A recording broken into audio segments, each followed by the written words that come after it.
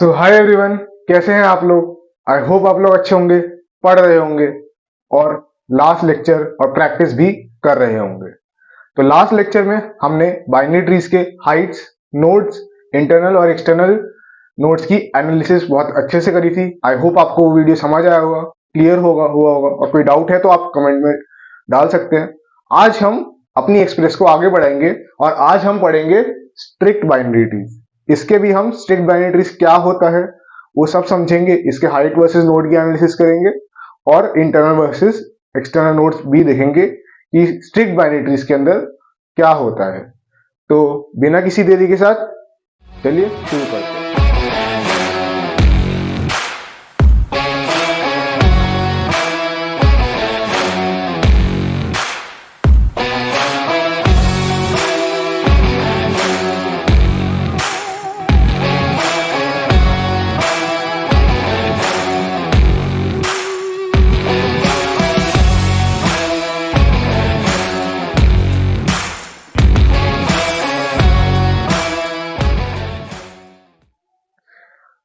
तो सबसे पहले अगर मैं बोलूं स्ट्रिक्ट बाइनरी ट्री होता क्या है भैया, सबसे पहले स्ट्रिक्ट बाइनरी ट्रीज को दो नाम से और बुलाते हैं। क्या? मैं स्ट्रिक्ट बाइनरी ट्रीज को प्रॉपर या फिर कंप्लीट बाइनरी ट्री भी बोल सकता हूं।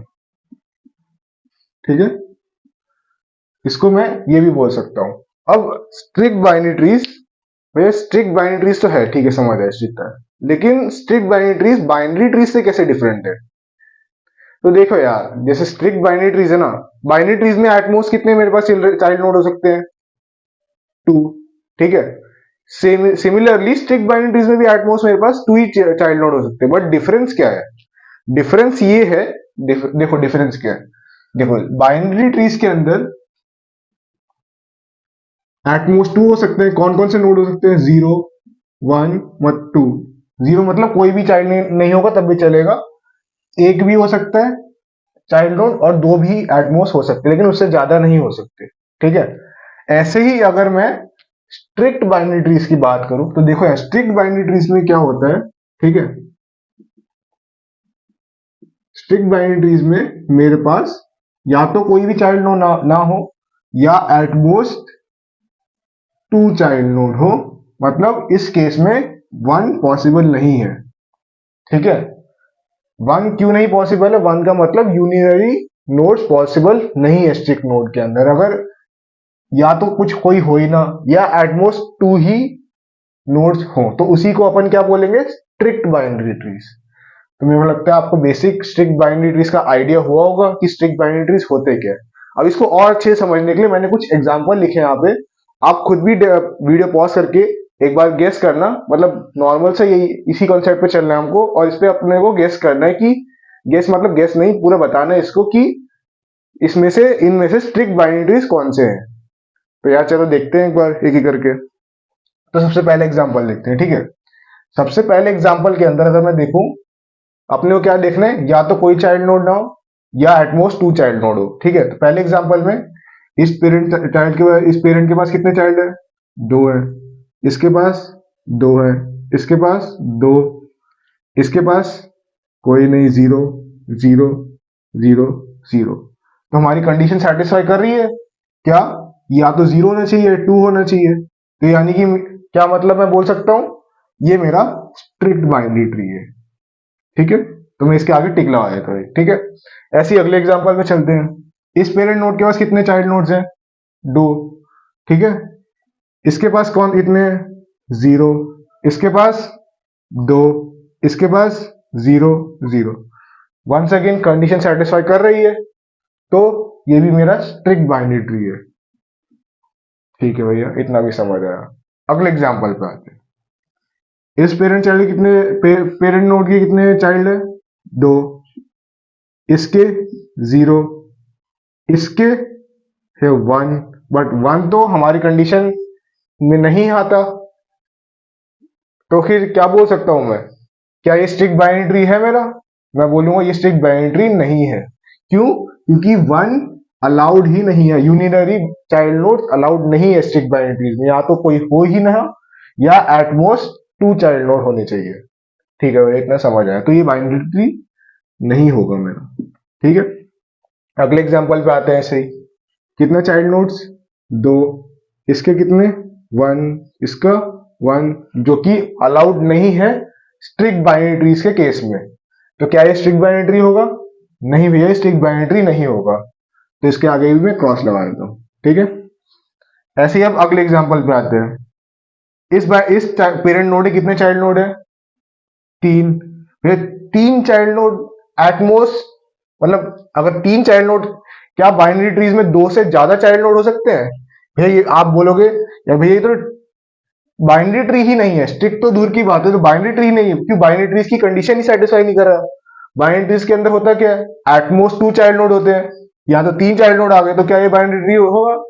नहीं भैया, बाइनरी ट्री नहीं होगा। तो यहाँ तो हम सीधे सीधे से ऐसे ही इसको हट क्रॉस कर देते हैं कि ये कंडीशन सेटिस्फाई तो करेगा ही नहीं, क्योंकि बाइनरी ट्री भी नहीं है ये।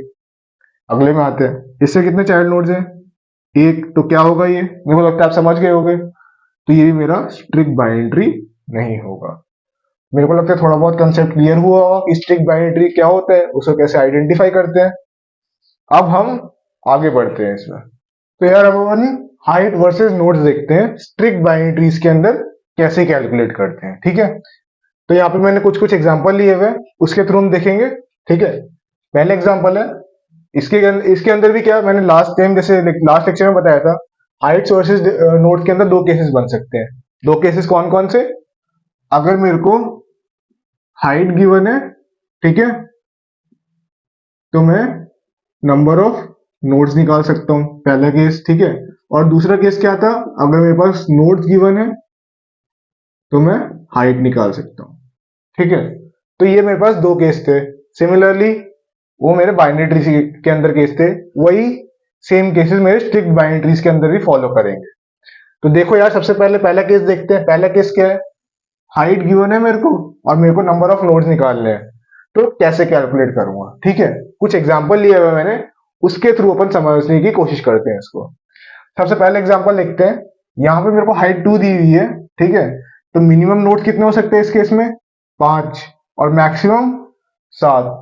ये हम बना के देखेंगे। ठीक है, मैंने बना के रखे, लेकिन आप ट्राई करना खुद बनाने का। ठीक है, यहाँ पे अगर हाइट 3 है तो मिनिमम नोड्स कितने हो सकते हैं?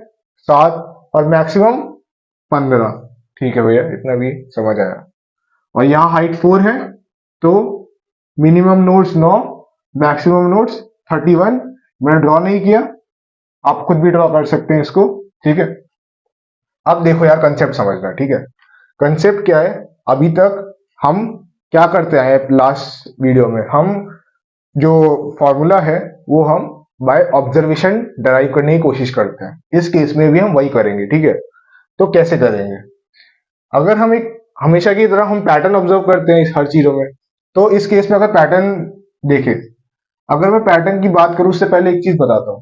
देखो, यहां पे मेरे पास मैक्सिमम नोट्स कितने हैं? 7।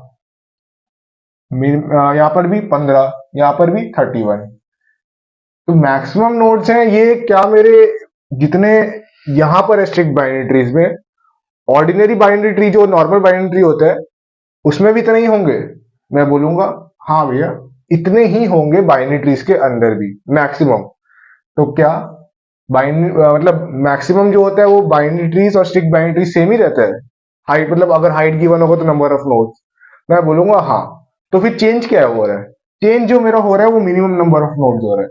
मिनिमम नंबर ऑफ नोड्स मेरा चेंज होगा। अगर मैं बाइनरी ट्रीज की बात करूं, बाइनरी ट्रीज की बात करता तो ये वाला नोड आता ही नहीं उस केस में, है ना? तो यहाँ पे और मिनिमम बाइनरी ट्रीज, तो नंबर ऑफ नोड्स कितने होते हैं बाइनरी ट्रीज के अंदर? मिनिमम 3 होते हैं अगर हाइट 2 होती तो, लेकिन यहाँ पे मिनिमम 5 होने चाहिए। क्यों? क्योंकि एटमोस्ट 2 दिखाना ही दिखाना है, 1 हो नहीं सकता, यूनिनरी हो नहीं सकता। तो मिनिमम अपने चेंज हो रहे हैं, लेकिन मैक्सिमम सेम ही है बाइनरी ट्रीज की तरह, स्ट्रिक्ट बाइनरी ट्रीज के अंदर भी।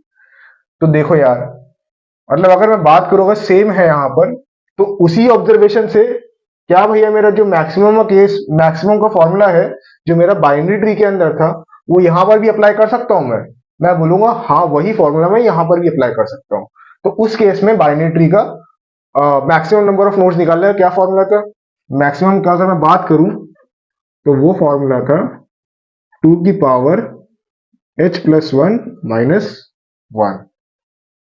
ठीक है भैया, इतना समझ आया? ठीक है। और वहीं पे अगर मैं मिनिमम की बात करूं, अब मिनिमम देखना कैसे निकालूंगा मैं।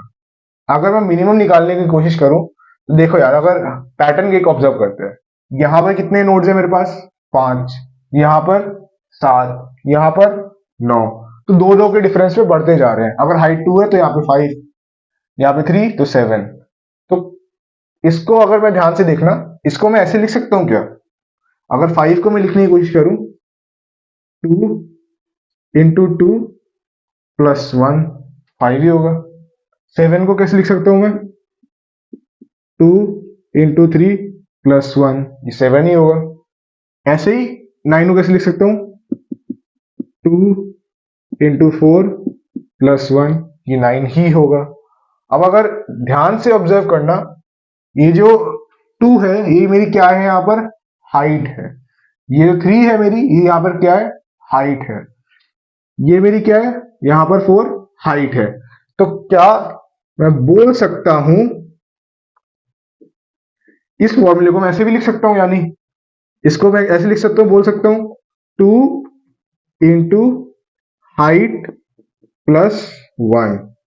भैया क्या ये फॉर्मूला हर जगह वैलिड होगा मिनिमम के केस में? तो मैं बोलूंगा हाँ ये हर जगह वैलिड होगा स्ट्रिक्ट बाइनरी ट्रीज में, अगर मेरे को मिनिमम नंबर ऑफ नोड्स निकालना है। क्या? 2 × हाइट + 1, ये मैक्सिमम का फॉर्मूला हो गया मेरा, और ये मेरा मिनिमम का फॉर्मूला हो गया। ठीक है भैया, इतना समझ आया? अब अगर मैं इसको रब कर देता हूं, उसके बाद देखते हैं कि अगर मेरे को नंबर ऑफ नोड्स गिवन है तो हाइट कैसे निकाल सकता हूं। ठीक है, तो वो देखते हैं इसके बाद। यार अब देखते हैं केस 2। केस 2 में पहला केस भी एक बार डिस्कस कर लेते हैं। पहला केस में था मेरा हाइट गिवन था, मेरे को नोड्स निकालना था। तो मेरे पास क्या फॉर्मूला है? मैक्सिमम का 2h+1 - 1 और मिनिमम का 2h+1, जबकि जो h जो है मेरा यहाँ पर, वो मेरा height of given strict binary tree है। अब अगला केस देखते हैं। अगर आपको याद हो, मैंने प्रीवियस लेक्चर में बताया था एक चीज। क्या? अगर हम लोग जो फॉर्मूला है नोड का, वो हम जो हाइट गिवन है इसी से निकाल सकते हैं। इसी से हम नोड्स का भी फॉर्मूला निकाल सकते हैं कि नोड्स कैसे कैलकुलेट करते हैं। तो हम इसी से निकालने की कोशिश करते हैं एक बार, और फिर देखते हैं क्या वो सही है कि नहीं। तो मैंने एक चीज बताई थी, अगर मेरे को इससे निकालना होता है तो क्या होता है, जो ये वाला फॉर्मूला होता है मैक्सिमम का, वो यहां पर जाके मिनिमम का फॉर्मूला बन जाता है, और यहाँ पे जो मिनिमम है ये यहाँ पर मैक्सिमम नंबर ऑफ नोड्स का फॉर्मूला बन जाता है। तो मिनिमम नंबर ऑफ नोड्स कैसे बनाए, डिटरमाइन करेंगे या कैसे फॉर्मूला निकालेंगे, वो चलो देखते हैं। बट उससे पहले अगर आपको देखना हो, मैंने लास्ट लेक्चर में भी बताया था, लेकिन मैं वापस एक बार बता देता हूँ इसको, ठीक है, और किसी को क्लियर नहीं हुआ तो मैं बताता हूँ कि अगर यहाँ पे अगर मेरे पास मिनिमम नंबर ऑफ नोड्स दिए हुए ना, जैसे मेरे फॉर्मूला था n = 2h+1 - 1 गिवन है। ठीक है, तो मेरे को इससे हाइट निकालना, हाइट का फॉर्मूला कैसे बनेगा। तो देखो यार, अगर मैं दोनों साइड जैसे लास्ट लेक्चर में दिया था, अगर आपने देखा होगा लास्ट लेक्चर में, तो आप ये वाला पार्ट थोड़ा सा आगे करके स्किप कर सकते हो, नहीं तो जिन्होंने नहीं देखा था मैं उनके लिए बता देता हूँ। ठीक है, अगर मैं यहाँ पर दोनों साइड, पहले तो प्लस को इस साइड लेके जाऊंगा मैं, और 2h+1, ठीक है। ऐसे ही अगर मैं लॉग ले लू इस साइड तो क्या होगा? log 2n+1 = h+1। तो मेरे पास मिनिमम हाइट का कितना फॉर्मूला आया? क्या फॉर्मूला आया? log 2n+1। ठीक है, इतना ही मेरा फॉर्मूला आया। ऐसे ही जो मिनिमम का यहाँ पे फॉर्मूला था, मिनिमम नंबर ऑफ नोड्स का, वो यहाँ पर मैक्सिमम नंबर ऑफ हाइट का फॉर्मूला बन जाएगा। तो वो कैसे निकालूंगा मैं? तो देखो यार, यहाँ पे मेरे पास फॉर्मूला था 2h+1, n = 2h+1। ठीक है, अगर मैं इसको 1 को इस साइड लेकर चले जाऊं और 2h, तो हाइट का क्या फॉर्मूला आया? मैक्सिमम हाइट का n - 1/2। तो क्या ये वैलिड है भैया हर केस में स्ट्रिक्ट बाइनरी ट्रीज में? मैं बोलूंगा हाँ ये वैलिड है। तो ठीक है यार, इतना भी समझ आया होगा। अब रेंज देखते हैं इसकी। अगर मैं रेंज डिटरमाइन करूं इसकी, तो मैं रेंज लिख सकता हूं इसका, क्या होगा मेरा हाइट का, लॉग 2 n+1 - 1 से लेकर के हाइट मेरे यहाँ पे और n-1/2 तक रहेगा। मेरे को लगता है यार इतनी बातें क्लियर हुई होंगी आपको अभी तक। लेक्चर में अगर कोई भी चीज नहीं समझ आ रही तो यार कमेंट में लिखने की कोशिश करना, और नहीं तो अगर तब भी नहीं समझ आए, पहले तो क्या करना, देखो पहले तो क्या करना, इस वीडियो को एक और बार देखना अगर कोई चीज नहीं समझ आए, और नहीं तो कमेंट में लिखना और मैं इसको रिप्लाई करने की कोशिश करूंगा। तो यार आगे देखते हैं, अब इंटरनल वर्सेस एक्सटर्नल नोट्स देखते हैं, ठीक है। तो देखते हैं, मैं इसको इरेज कर देता हूँ। तो यार अब और देखते हैं इंटरनल वर्सेस एक्सटर्नल नोट्स या non leaf versus leaf note कैसे कैलकुलेट करेंगे हम स्ट्रिक्ट बाइनरी ट्रीज के केस में। यहाँ पे कुछ एग्जांपल लिए हैं, उसके थ्रू अपन समझने की कोशिश करते हैं, ठीक है। सबसे पहले एग्जांपल में एक्सटर्नल और इंटरनल नोट्स कैलकुलेट करते हैं। आप पहले कैलकुलेट करने की कोशिश करना, अगर ना नहीं कैलकुलेट कर पाओ तब यहाँ पर देखना। सबसे पहले यहाँ पर एक्सटर्नल नोट्स कितनी है, ये एक्सटर्नल नोट्स है, ये भी एक्सटर्नल है, ये भी एक्सटर्नल है। इंटरनल इंटरनल, अगर आपको समझ नहीं आ रहा कि कैसे कैलकुलेट कर रहा हूं मैं, तो आप प्रीवियस लेक्चर में जाके देख सकते हैं, वहां पे मैंने और अच्छे से बताया इसको। तो यहाँ पर मेरी इंटरनल नोट्स कितनी है, यहाँ पर मेरी 2 है, और एक्सटर्नल नोट्स कितनी है, यहाँ पर 3 है, ठीक है। अब इस अगले एग्जांपल में देखते हैं। यहाँ पर ये क्या है, एक्सटर्नल एक्सटर्नल एक्सटर्नल, ये भी एक्सटर्नल, और ये कौन सी है, इंटरनल इंटरनल इंटरनल। यहाँ पर इंटरनल नोट्स कितनी है मेरी 3, और एक्सटर्नल नोट्स 4। ऐसे ही अगले एग्जांपल देखते हैं। अगले एग्जांपल देखूं मैं, ये इंटरनल, ये भी इंटरनल, ये भी इंटरनल, ये भी इंटरनल, ये इंटरनल, ये एक्सटर्नल, ये एक्सटर्नल, ये भी एक्सटर्नल, ये एक्सटर्नल, ये एक्सटर्नल, और ये भी एक्सटर्नल। इंटरनल कितनी है मेरी इस केस में, 1 2 3 4 5, 5 इंटरनल और एक्सटर्नल 6। मेरे को लगता है आपने भी कैलकुलेट कर ली होगा इसको। तो देखो यार, अब इसके अंदर हमें एक और हमेशा की तरह ऑब्जर्वेशन के थ्रू अपन देखते हैं कैसे कैलकुलेट कर सकते हैं। अगर मैं ध्यान से देखूं तो यार देखो, इंटरनल जब मेरे पास 2 थी तो एक्सटर्नल मेरे पास 3 आई। इस केस में जब 3 थी इंटरनल तो एक्सटर्नल 4 आई। ऐसे ही जब इंटरनल यहाँ पे 5 थी तो एक्सटर्नल मेरे पास 6 आई। तो अगर एक चीज ऑब्जर्व करने की कोशिश करूं, क्या मैं बोल सकता हूं कि जो एक्सटर्नल नोड्स है वो एक ज्यादा इंटरनल नोड्स है हर एक केस में। आप बोलोगे हाँ भैया एक एक ज्यादा है, तो इसी के थ्रू क्या मैं एक फॉर्मूला निकाल सकता हूँ एक्सटर्नल नोड्स का। कैसे, एक्सटर्नल नोड्स क्या मैं लिख सकता हूं, external nodes is equal to internal node +1, जो कि ऐसे भी लिख सकता हूं, इज इक्वल टू i+1। क्या भैया ये फॉर्मूला सही है, और क्या ये हर चीज में वैलिड है?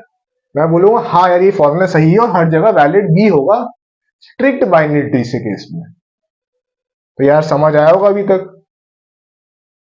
तो एक बार ओवरऑल समराइज कर लेते हैं कि क्या क्या करा इस लेक्चर में हमने, ठीक है। सबसे पहले हमने देखा कि स्ट्रिक्ट बाइनरी ट्रीज होता क्या है, और उसको कैसे देख सकते हैं कि स्ट्रिक्ट बाइनरी ट्रीज कैसे डिटरमाइन कर सकते हैं कि ये ट्री है, गिवन ट्री, वो मेरे स्ट्रिक्ट बाइनरी ट्रीज के अंदर आता है कि नहीं आता। फिर हमने उसके हाइट वर्सेस नोड की एनालिसिस करी, जैसे हर एक बाइनरी ट्री में करा हमने लास्ट लेक्चर की तरह। इस लेक्चर में हमने एकदम अच्छे से समझा कि अगर हाइट गिवन है तो नोड कैसे निकाल सकता हूँ मैं, अगर नोड गिवन है तो हाइट कैसे निकाल सकता हूँ।